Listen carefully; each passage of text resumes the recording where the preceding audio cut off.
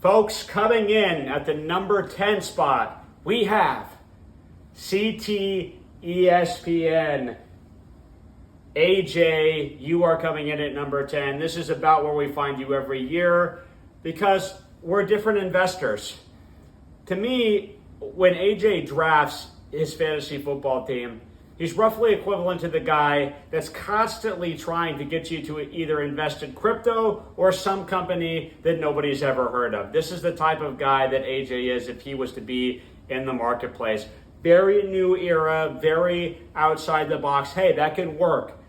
That can work, but it also has major pitfalls. Now, when we look at CT ESPN, what are we buying on this team? Well, one of my favorite picks of the whole draft was getting Cooper Kupp.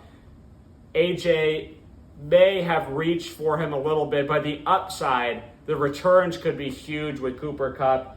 It's absolutely fantastic. I think it's totally worth the risk. I love it.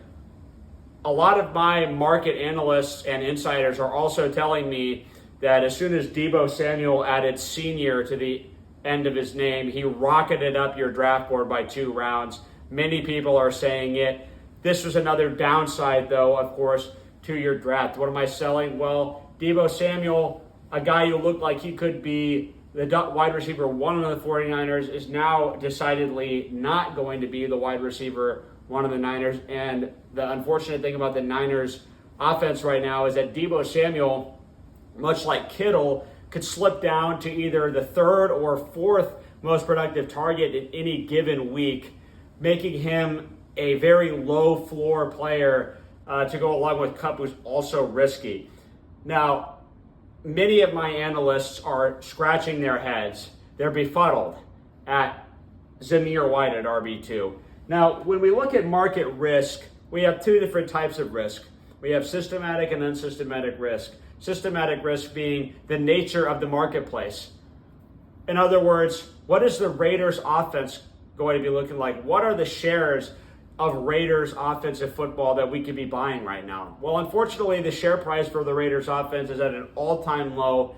Even though investors are somewhat encouraged that Minshew is now starting, ultimately, they're still steering well clear of this. It's basically a waste product on the marketplace.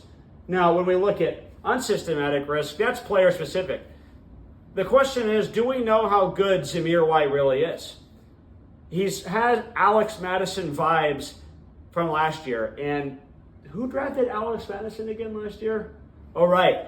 It was you. One of your 4 straight RB picks at the start of last year's draft. Now, I'm so glad you didn't do that. But there are major concerns at a couple of your positions here. Evan Engram is unlikely to catch over 100 passes again.